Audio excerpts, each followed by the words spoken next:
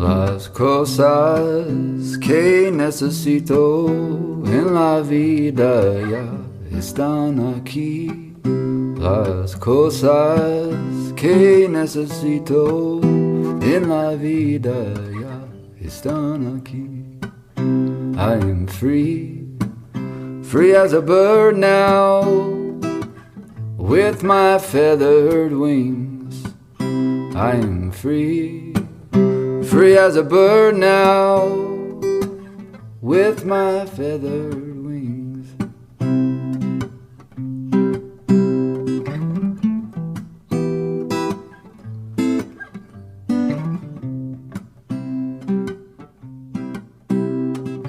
Hey everyone, I'm here in Rabanal del Camino, the heart of the Camino Frances. However, I can't show you any pilgrims today because I basically shuttered the house up because my puppy, the newest pilgrim, just arrived this past week, and he's having a little trouble getting used to pilgrim sounds, you know, the click, clack, step, step, click, clack. So we're trying to get him acclimated. So he might chime in today. I'm sorry if he does. I'll try to quiet him down, but we'll roll with it, right? That's what we do at the Camino Cafe. So a couple of things. If you haven't already, please join the Camino Cafe podcast group. So this group is a private group, and it's people that are fans, supporters of the show. And I'm going to start doing some lives there with authors, and I'll be doing a weekly live. I'll be sharing life on Rabanal del Camino and in Spain. And it's a place where you can connect with other pilgrims, maybe meet somebody that you might walk with. You can share your own story. And I think the lives are going to be really great with the authors. So after I interview folks, they may come back for a live, and then you'll get to ask follow-up questions, which will be really fun. So anyway, join that. It's on Facebook, the Camino Cafe podcast group. So I have a page, right? But I'm talking about the group. That's where you're going to get the special stuff. So what else did I want to mention? Also, I had recent interviews. We had the interview with Rocco and with Carlota and with Anne. I'll tell you folks, I fall in love with every single person I interview with because I just love pilgrims. But those three really had some great things to say. And I know we're going to have the same thing today. So I have Jean Brosius. Did I get that right? Brosius. Brosius. I'm sorry. I told him I'm really terrible at names. So there we go. Anyway, Jean and I have been trying to do this interview forever today, and all because of me, we've had to reschedule I don't know how many times. So Jean, thank you for being so patient with me as I am trying to adjust living in Spain as an expat, and he is also an expat. So we're becoming friends, and he's telling me, giving me tips about how to live here. So that's always nice. So welcome to the Camino Cafe. Thank you for joining us today. Thank you, Lee, so much for inviting me to do the podcast. And I'm very much of a pleasure to be here with you today. Excellent. Well, I think we first met, over Instagram, and which is really fun to meet people in that way. And you had mentioned that you had written a new book, a daily devotional. I want to get the title correct. A Daily Pilgrim Devotional. And I was very intrigued by it because I found out about this right before I was heading to Spain and doing my second Camino. And so I bought the book right away. And it's a lovely book, beautiful cover. Do you have it there sitting near you? Yay, there it is. There it is. So I bought it right away, and you can see it's a nice size. He's purposely sized it. So we'll talk about that. But I want to start with just a reading from it, and then we'll get into talking about that, and we're going to talk about Jean's pilgrimage and I don't know, all kinds of things. You know how we are at the Camino Cafe. So there's a reading right at the very beginning of the book, Jean, and I loved it. It's titled Before the Journey. It's a Rumi quote, and I love Rumi, but I love what it says. Be a lamp or a lifeboat or a ladder. Help someone's soul heal. Walk out of your house like a shepherd. You have been a source of pain. Now you will be the delight. You have been an unsafe house. Now you'll be the one who sees into the invisible. So, Jean doesn't know this, but when I read that, it kind of gave me some inspiration for my walk, because when I walked the first time, I carried some little quotes with me and handed those out to folks. But this time I was trying to pack lighter. And when I read this, it really made me think about my first Camino, where I was in a lot of grief and walking with a lot of pain. And I just really wanted to share that story with anyone that would listen. And this time, this gave me the inspiration that maybe my gift this time could be to just listen to people, to be the listener this time. And so that became the gift of my Camino, was trying to be the person that could hold space for people. So thank you for giving me that inspiration. And so I wanted to talk a little bit about it. What made you pick that quote to be the intro to your book, basically? Rumi also was one of those ancient medieval philosophers and authors that spoke to me even during my own Camino. I do not remember the name of the town that I was first introduced to Rumi, but I remember the meaning of that quote that was written or painted on a wall within a small cafe, and it was about meeting people in their common interests and meeting people out in the field, so to speak. Is that if you want to meet me, that we can share a commonality, meet me out where there's peace, meet me out where there is beauty. And this one specific quote, when I read it in this cafe, really stuck with me, because I, at the time of my first part of the Camino, because I walked the Camino Frances and I had to do it in two legs, or two different journeys, and we'll get into that, why that was. I didn't really have a sole purpose in starting out the Camino de Santiago. My purpose originally was just to give gratitude, to thanks to be alive. While walking, as we all know, things then kind of surface up to the top that maybe we not had subconsciously we had been dealing with in our lives, but we were not in the right environment. We were not in the right place for them to surface to the top. So not long after I saw that quote, the next day I remember walking to, it's in the first couple of days, and I apologize for not remembering the town, but it was the portion that all you could see was red poppies, because I also had walked during one of the legs during spring, and it was before the Meseta, and I think it was the bend right before now that I'm thinking about it, San Anton, the Cathedral de San Anton, the ruins of San Anton. And when I saw these red poppies and these flowers just everywhere, I had never seen such beautiful colors. And I one of the things that I had packed in my bag was my Nikon 7100. I had packed a big camera, and because I love to take photographs, and I did not want to be glued to the phone all the time. So when I saw that, it immediately brought me back to the quote I saw in Rumi, and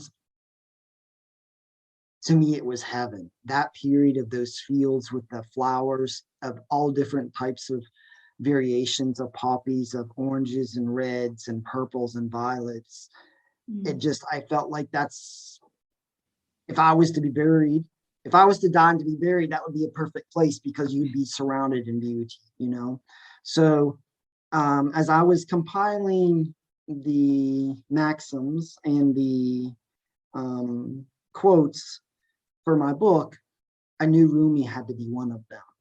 And so that this specific quote, where it says that we all have suffered some type of pain in our lives, but perhaps the Camino isn't so much about dealing with that pain, because perhaps somebody on that Camino needs you to help them to deal with their own pain. So that's how I had planned to put this at the very, very beginning of the Daily Pilgrim Devotional, to get people in the correct mindset, is that perhaps being a lifeboat for somebody else. I think that's a beautiful reminder to give to everyone, because we can start our Camino and be so in our own heads and our own pain, not realizing that the folks that we're going to be walking right next to are also in pain. I just wanted to say, I can't even imagine seeing those poppies. What time of year did you walk? It must have been like springtime. It was in June. The second leg was in June. And the first time was in fall, in September. Okay. Because just rounding that, I know the curve you're talking about, and I can imagine flowers in those fields. And I was already so emotional getting to that spot, and the splendor of San Antone, like it just overwhelmed me with emotion. So I can't, if I had seen poppies, I would have been done. I can imagine you thinking that's heaven. That's beautiful. Well, let's go back and talk a little bit about your Camino. So what made you take that on? Because, you know, it's no walk in the park. I mean, we can all do it, but it's a big adventure to take on. So what in the first place grabbed your attention and made you want to walk? I moved to Spain from, I was originally living in New York City, which I had lived in 8 years. And at that time, when I decided to up and leave the US, which was back in 2015, my life was not where I wanted it to be. I needed to make a change, but I wasn't really sure exactly how to make that change. I mean, it took me about almost a year to decide how I was going to transition out of the US, how I was going to transition out of New York at the time. I sent off an application for master's programs for postgrads, and I got accepted into the one in Spain, one in France, and one in Germany. I had been traveling a lot prior to 2015, overseas a lot to Europe, but I had never really considered a postgrad degree or a graduate degree. But I needed a change, and so I finally accepted the postgrad degree in Spain. And that's how I got here originally. That degree, the master's degree, was probably one of the most difficult intellectually challenges that I've ever undertaken. In the aspect that it consumed my whole life, and I wouldn't even say that in a positive. It was not necessarily all positive, and so I needed. It was a 2-year program in industrial economics, and it took me 3 years. So I needed a break. I needed some kind of break from the difficulty of that specific program. And I heard of the Camino. I'd heard of the Camino through a function that I actually went to through an association called the Americans in Madrid, or something like this. It was not with the U.S. Embassy, but it was kind of a lot of people from the U.S. Embassy would go to some of these functions that American Association in Madrid. And so I was there for Thanksgiving, my first year, 2015, the fall of 2015, and I met a girl who I believe she was living here. I don't know. I don't really remember her details at the moment, but she had told me she had just walked the Camino. And I was like, I had never heard of the Camino up in 2015. Never. Wow. Not a peripheral. I'd never researched it. It just was never in my peripheral of experiences or people that I knew. So she told me about it and walked it in 33 days. And I was very intrigued, like we all are when we first hear something that we're intrigued by that first. But when I look back, we're intrigued by it because we're supposed to be intrigued by it. It's fate, it's destiny in a way. And so I thought about it, but I was so busy with school and was so stressed and whether or not I was going to complete it, whether I was going to graduate, everything. And I never started until it would have been 2016. Yeah, the fall of 2016. On September 1st is when I first started. And I decided within 2 weeks In 2 weeks, I did the plans. I, got the Brierley book. I got one book for preparation. Didn't know the American Pilgrims and Camino. Was no longer in contact with the woman who had walked. But something was pulling at me, like everybody. It's I related it's pulling to people's soul. It's the Spirit. It's the Holy Spirit. It's many things. And I decided that this is what I needed to do for some reason or another. And so I started out, for me, it was just, I only had heard of Camino Frances, so Yeah. that's where I started. But I wanted to start in St. John Pied de Port because that's where the book said you had to start. So so that's what I did. So September the 1st, I hopped on a train and made it to St. Jean Pied de Port. But I was so naive at that time too, because I don't know, for some reason, even though I had the Brierley book with me and I could see the stages, for some reason I had this assumption that it was going to be easy, that I'd be able to walk the whole route in maybe 2 weeks.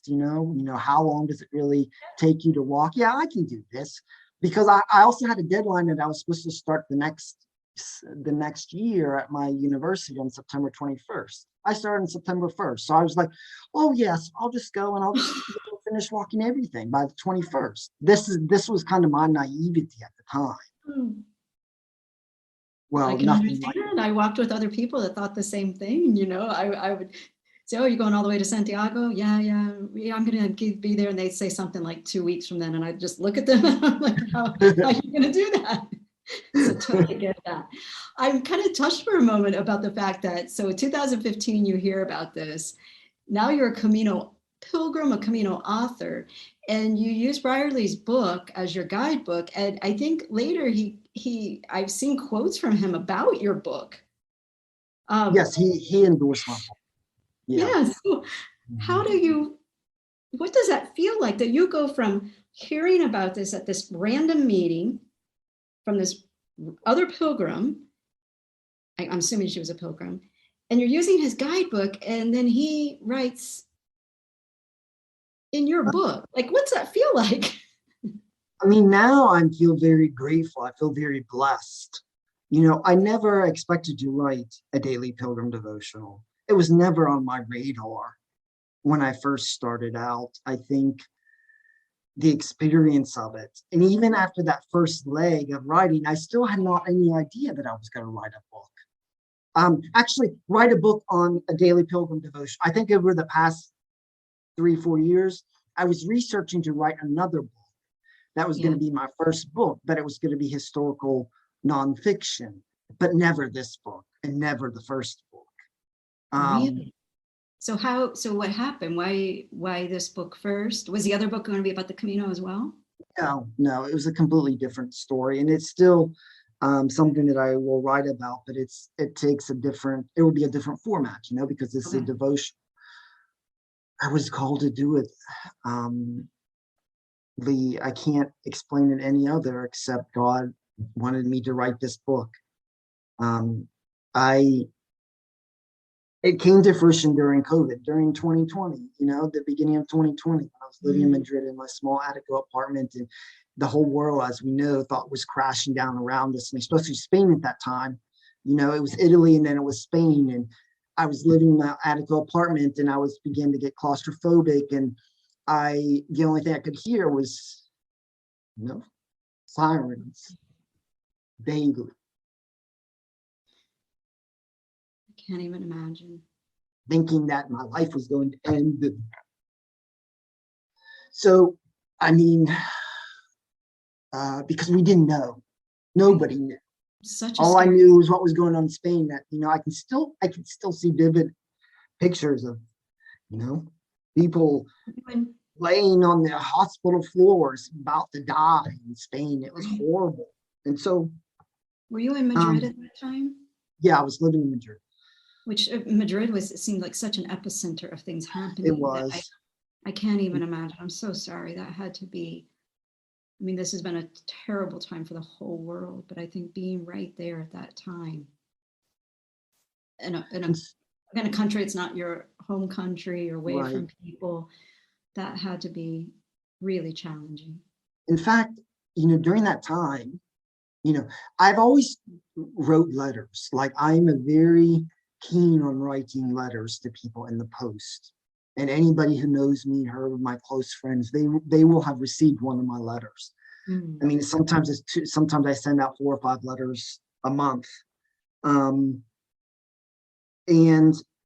during that time, I remember writing letters to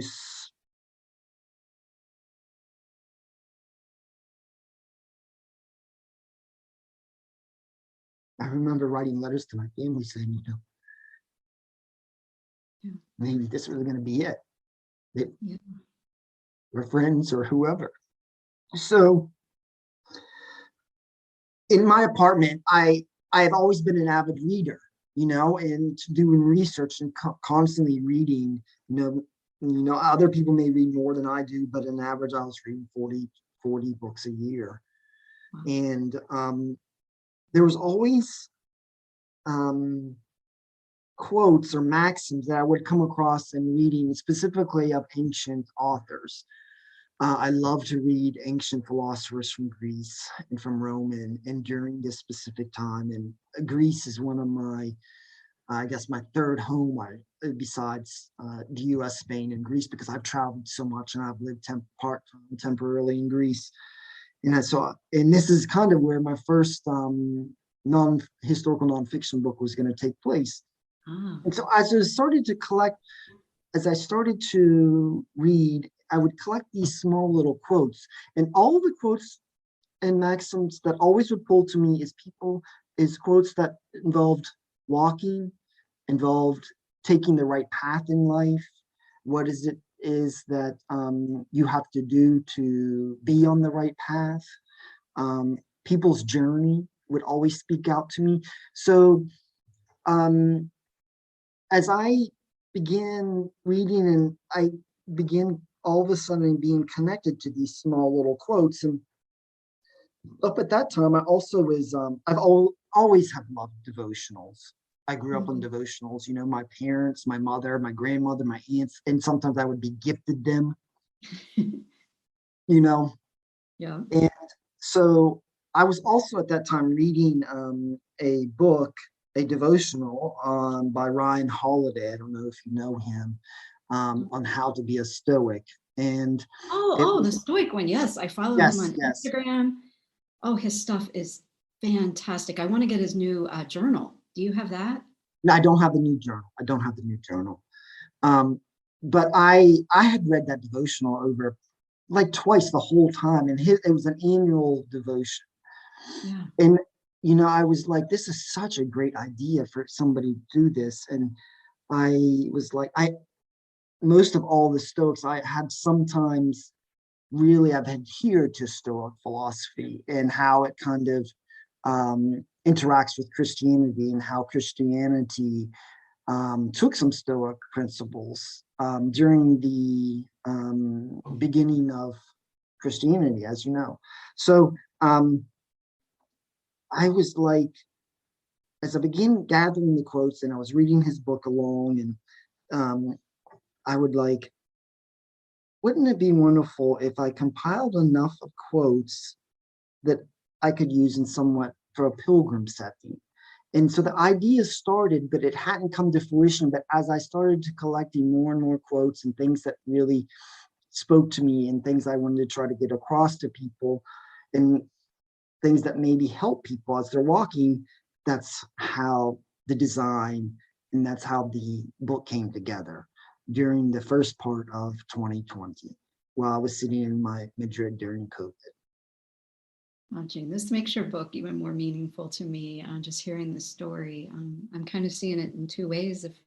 And tell me if you kind of feel this way, but I feel like this book was a way for you to get through the stress of COVID. It gave you meaning during that time. And also, I love that you're a letter writer. I think that's super cool. And it's almost like it's your letter to pilgrims. it's like this letter of giving us all hope as we're walking. I think, I don't know, it's how I'm kind of feeling right now. Does it feel that way to you, that it's kind of this gift to pilgrims, a way for you to reach out to folks? Thank you. Yes, I had not considered it, but I appreciate your heartfelt meaning with that. Yeah. Let's read another quote. I want to go to day 13, page 25, if folks, if you have the book at home. Arriving is what you are destined for, but do not hurry the journey at all. Better if it lasts for years, so you're old by the time you reach it, wealthy with all you've gained along the way, wise as you have become. You'll have understood by then its meaning. When I read that day 13, okay, first off, I'm not sure how to pronounce the author. Is it C.P. Cavafy? How do you pronounce his last name? Cavafy, okay. When I read that, I was on my day 13. It was such a great thing to hear at that point, because I was in a real hurry to get to my new house in Spain.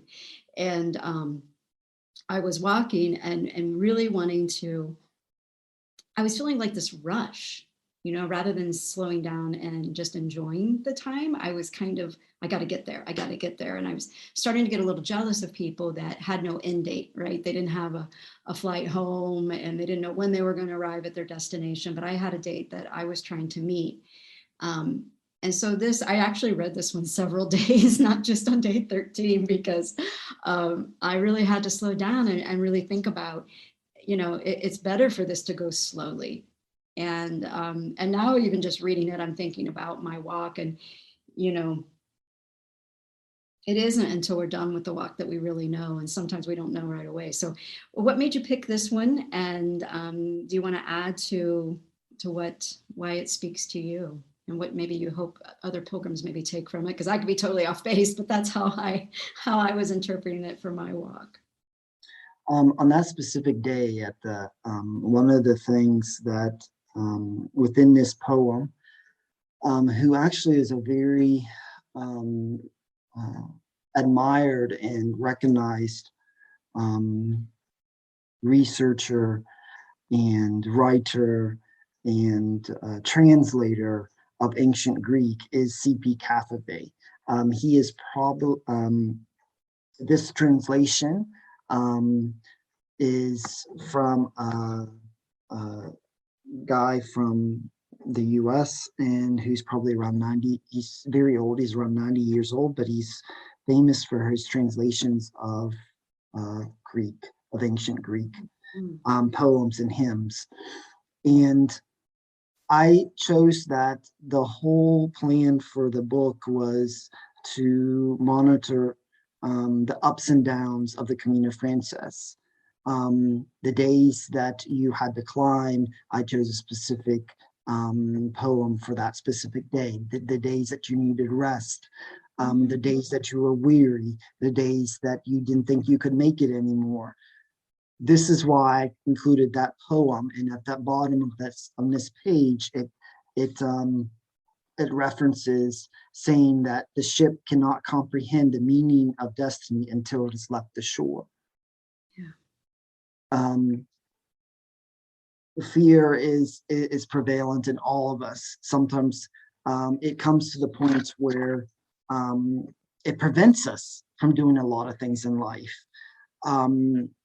A philosopher by the name of Zeno, in ancient 5th century BC, he talks about the body's motion, and that typically a body must reach the midpoint while in motion before it can reach the end. And when you think about this, and you think about it, the Camino, how does this apply to the Camino? It's like when you're first starting out, and I remember starting out in Saint Jean Pied de Port, it was very overwhelming. 800 and some kilometers. Am I really going to walk 800 some kilometers? People can become overwhelmed, and this is why they want to plan so much. Perhaps you need to just reach the midpoint.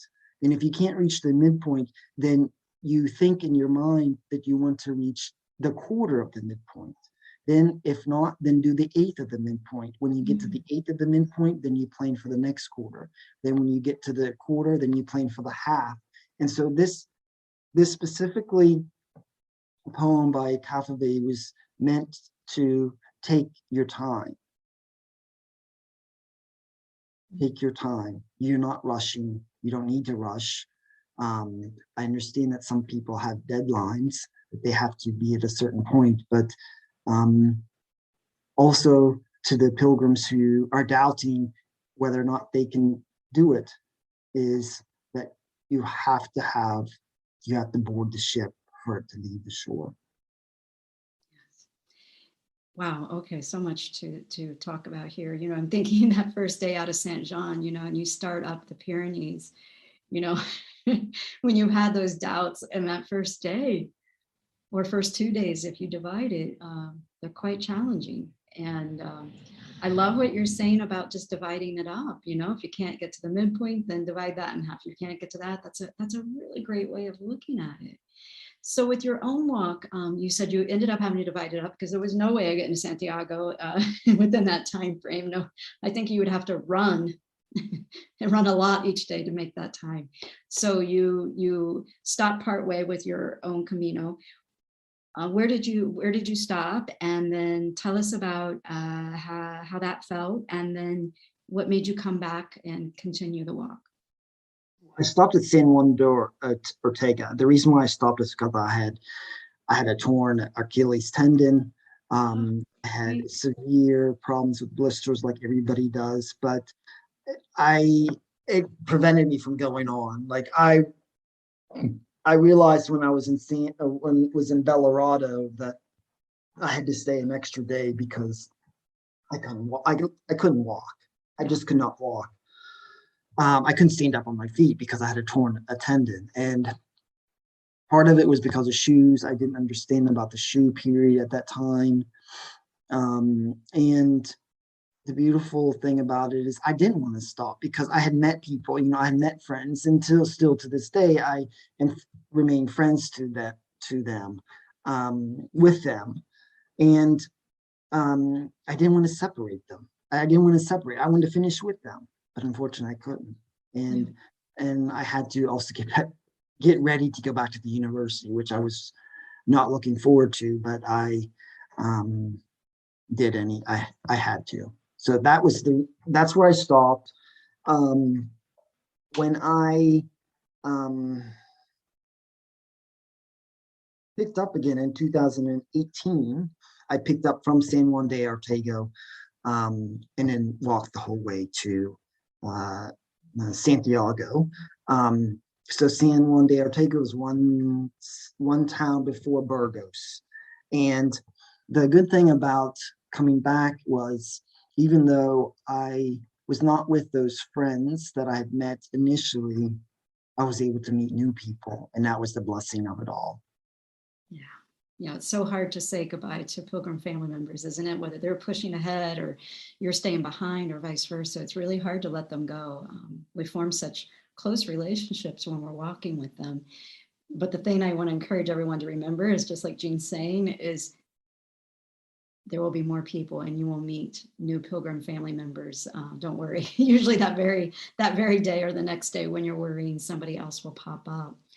So,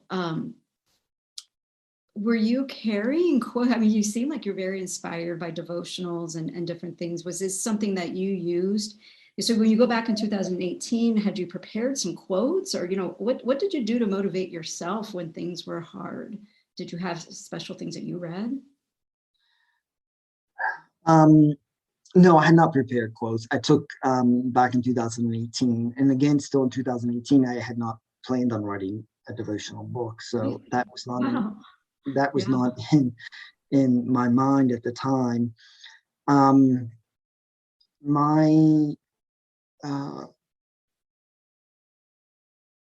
tool that I used to motivate me was prayer and the churches. I have always been fascinated with churches and ancient churches and medieval churches, and anywhere I travel throughout the world, I always seem to gravitate towards them. And I get a lot out of the architecture. I get a lot out of the history of the churches. And so a lot of times also while walking, I would never really, I'm not a morning person. So that was one thing about going on the Caminos. You have to be a morning person. I had to adapt. Of course, you have to adapt. But I'm not the one that should get up at 6 a.m. and walk in the dark. There's, I can't do it. I think no maybe dark one walking. time, 1 or 2 times, and I think even that's a lot. Maybe one time out of both times where I was walking in the dark. I normally would walk. Sometimes I'd be the last person to leave in the albergue around 8 or 8:30, you know? Yeah. And that was kind of good because everybody else had left, and so I could take my time and I wouldn't have to be worried about it, you know? A lot of times I would wait if some historical place in one of these ancient towns were not open till 10. Sometimes I would hang around and I would go into them, you know, and most of the time also those would be very quiet times. There wasn't anybody there. So I always had it's always where I got my strength. I got my strength from here. I got my strength from the prayer in being in the presence of the Camino and being in the presence of the history of it. Yeah, I feel there's nothing like being in these old churches, especially the tiny ones, and the unexpected beauty when the door opens sometimes just still blows my mind. I mean, I've been here over 6 years. I have never, ever, I'm still amazed. Lee, I mean, I now live in Sevilla. I mean, and some of these churches I've been in several times, I'm still in awe of them. And it's what I feel.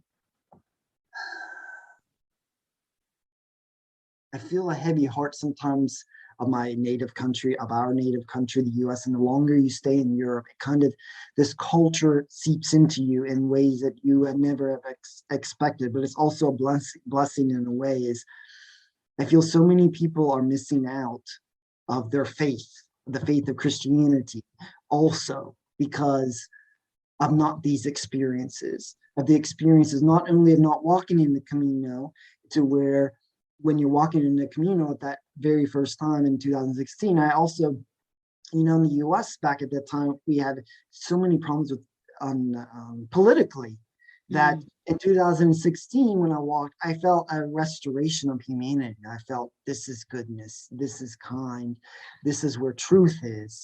Truth is along the Camino. We're looking for answers. Sometimes we don't get them when we want them. Sometimes we are looking them to be validated, but sometimes we just have to inquire.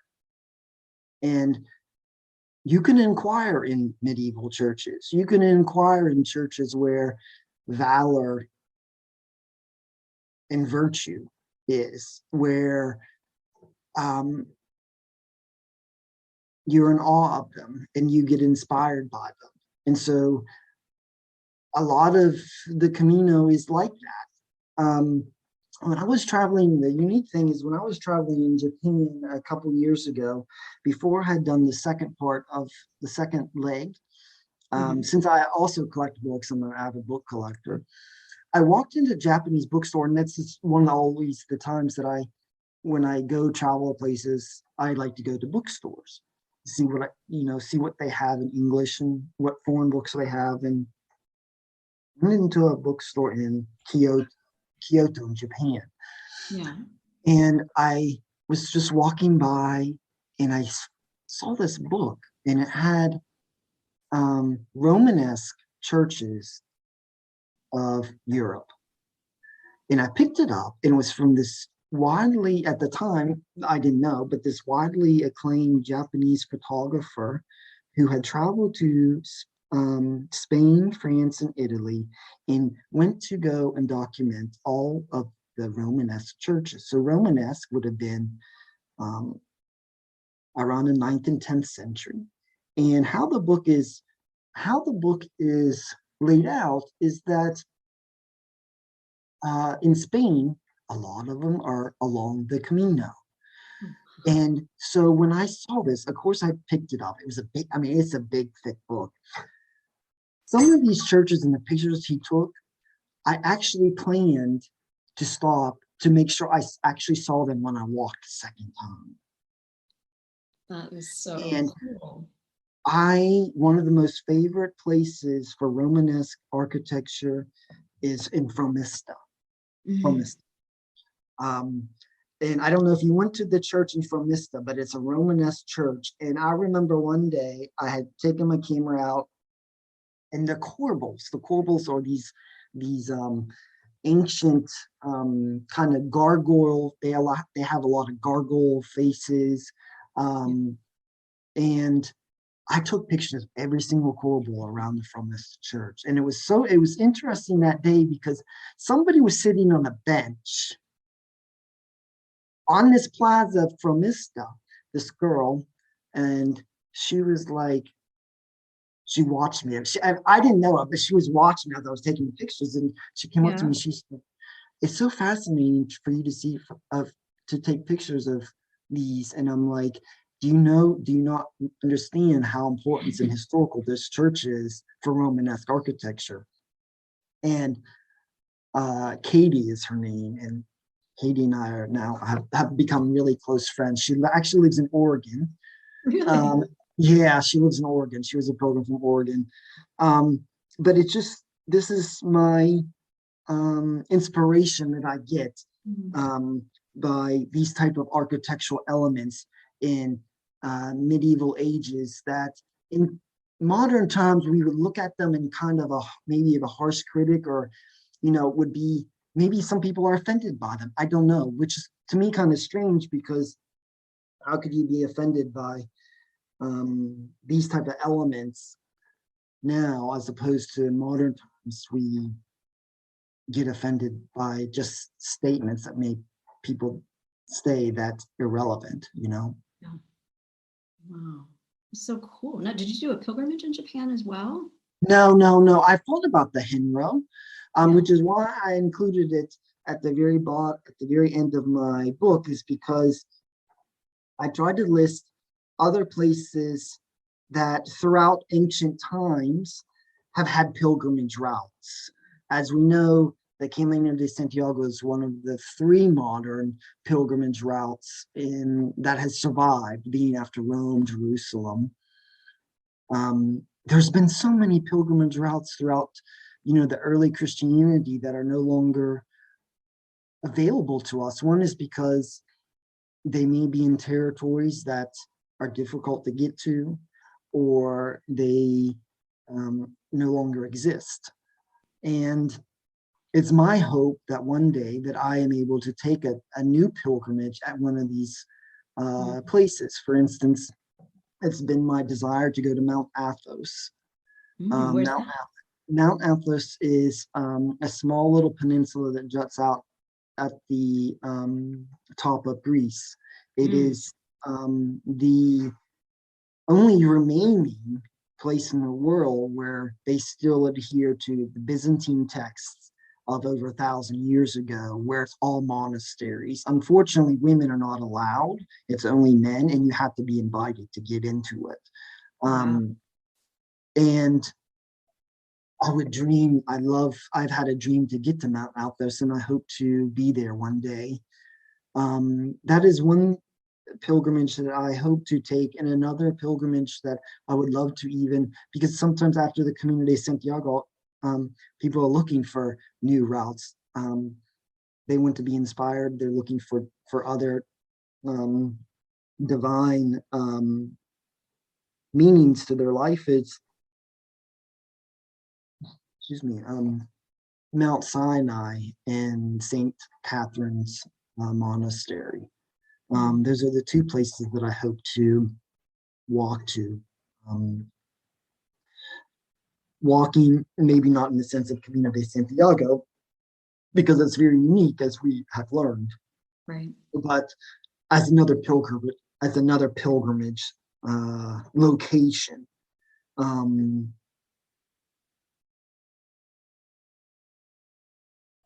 Yeah. I wanted to, well, two things you reminded me of. I'm also not a morning pilgrim, so I totally get you on that. The second day after my dog Cooper was here at the house, at about 4:30 in the morning, he wakes me up barking. There was actually a pilgrim walking by at 4:30 a.m. Oh, wow. So I don't know. I mean, they were walking so early that it would have been too early to even, they would be to Cruz de Ferro way before sunrise. So I'm not sure. I thought, wow, I don't know how this person is doing it. So there are early morning pilgrims, and it can be done, folks. You just have to have some lights if you're going to do that. But yeah, I love the story of you finding this book, and then the cathedrals and the churches along the way. I wanted to talk about a friend of mine had mentioned, we all have this fascination with people. Nancy Reynolds, who's the Camino coach, we have this fascination with people who walk multiple Caminos. And when I was last night, I was just kind of doing a little bit of research before our interview, and I found this quote from you that said, sometimes people ask me, why do so many people return for another Camino and another and then another? My answer is because our soul has finally found that path which leads us to the knowledge of wisdom and truth. We are at home there, and our soul knows it. Instead of our physical presence leading the soul leads us. That is why people return to the Camino. I think that's worthy of being a day, a quote of the day in your book. You should have added an extra day, Gene. Thank you. It's so insightful. Can you talk a little bit about maybe kind of build upon what you're talking about there? As I mentioned earlier about restoring your faith in humanity in the Camino, in the beginning of the book, I mentioned about the Doric proverb, but I never really mentioned what that Doric proverb was, that a lot of ancient philosophers and authors speak about. The Doric prophet in a proverbial sense means have everything be smooth to the line, or smooth everything in your life to a line.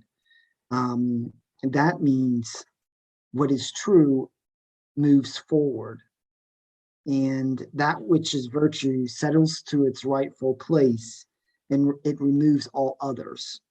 So if you want to take an example of harvest of wheat, so basically harvest of wheat is when the wheat is being harvested, what is it that remains from the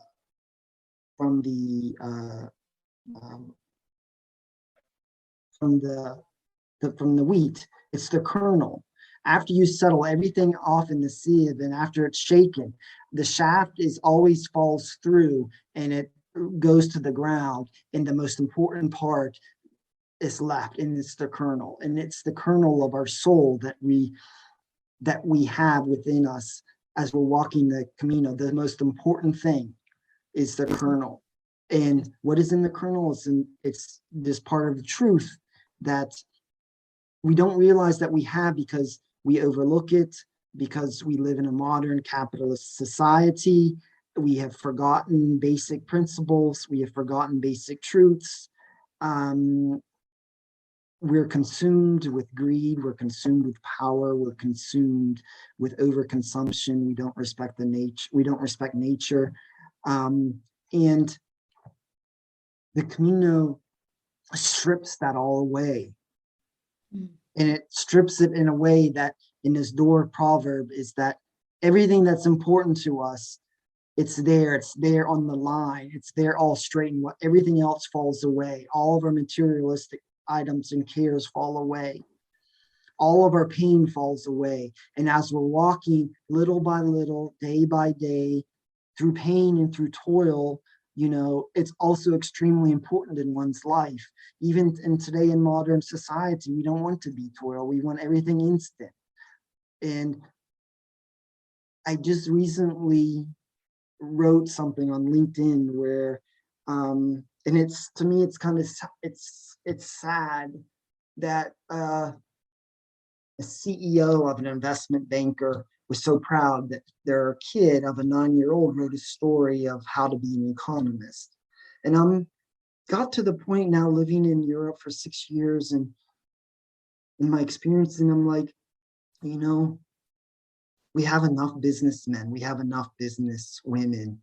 We need more artists, we need more painters, we need more dancers, we need more writers, we need more poets, we need more archaeologists, we need more pilgrims. Could you imagine how many times have you personally thought, how many of your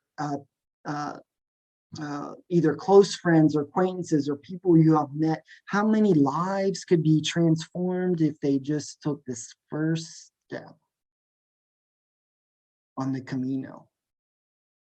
And once you get there, the soul knows that it's good. The soul knows that it's virtues, because you know what? Sometimes the impossible, that sometimes when we didn't think we could do it, we've done it. That's what that Compostela is granted to us, is because it's a reward, because we never thought we could do it, but we did it. And sometimes people have done it through great pain. And it is because of the soul gives you the strength to do it. And the soul is matched with the divine. And when you constantly are walking through villages who were erected in the medieval ages for the sole purpose of tendering to pilgrims as they walked,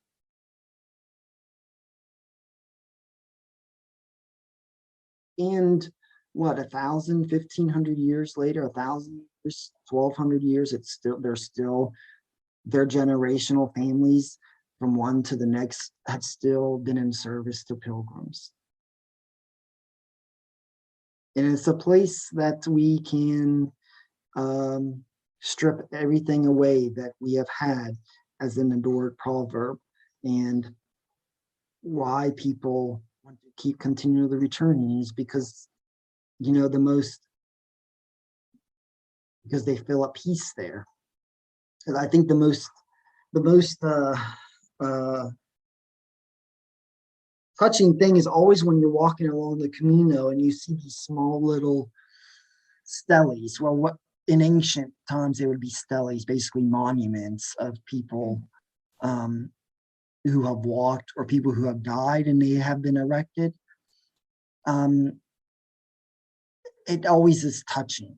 It's always touching when you see these.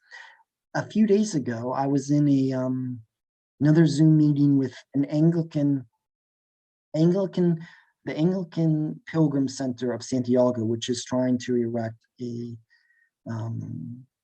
pilgrim center for English speakers in Santiago. And one of the things that touched me the most was this Anglican priest who had walked in 2005. For him to say that the most important part of his life and the thing that moved him the most was the Camino de Santiago. And when a priest says this, you know that it has weight, it has value.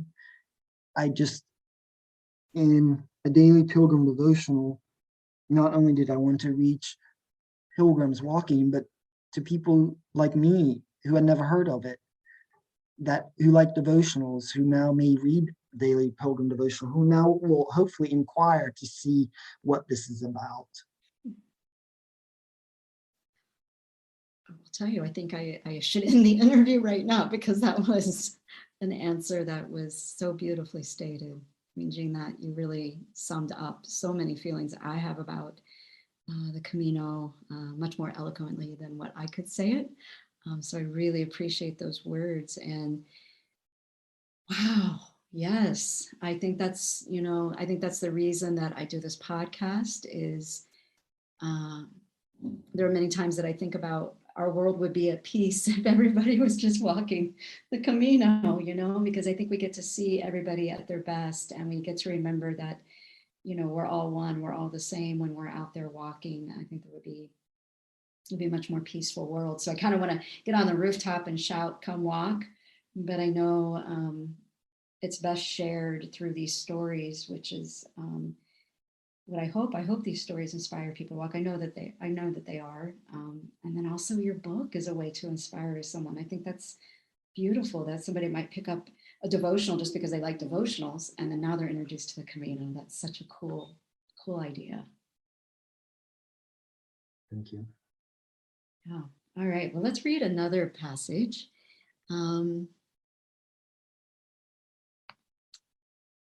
So I wanted to do,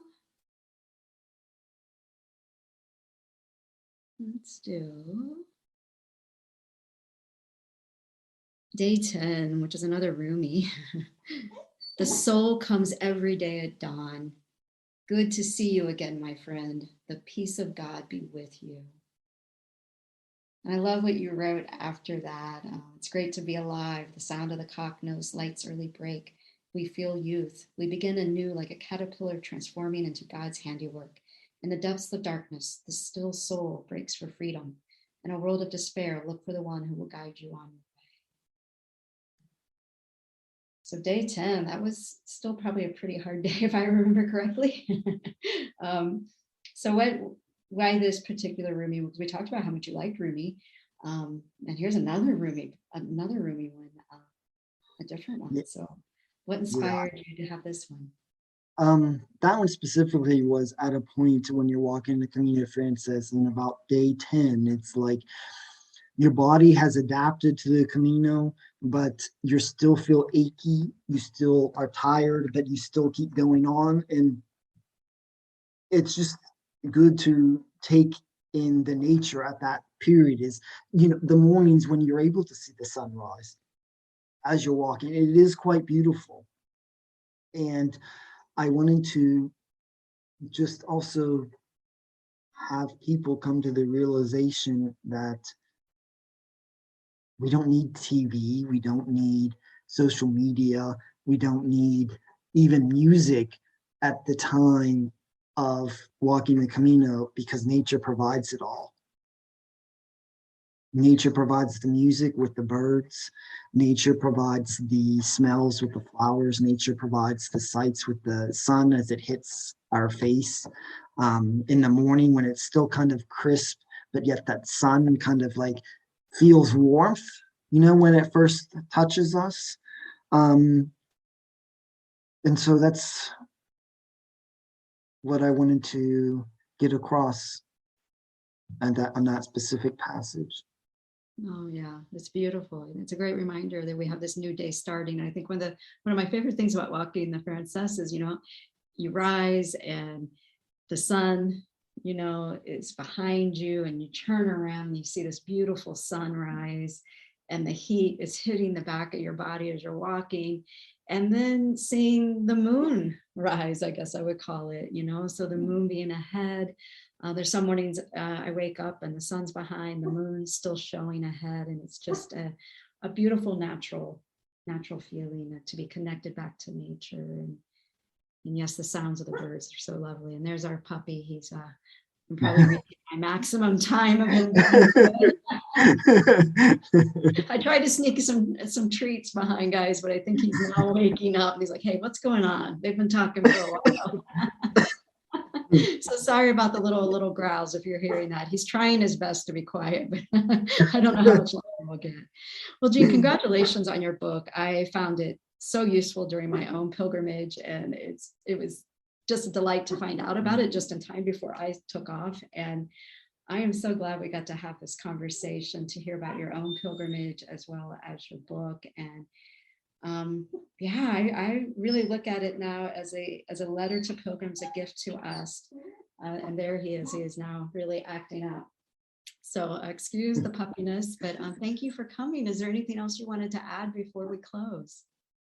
The only thing I would say is just the Pilgrim's Prayer card that I had just included, just a little quote in day 17 that I just would like to read before we close, if it's okay with you.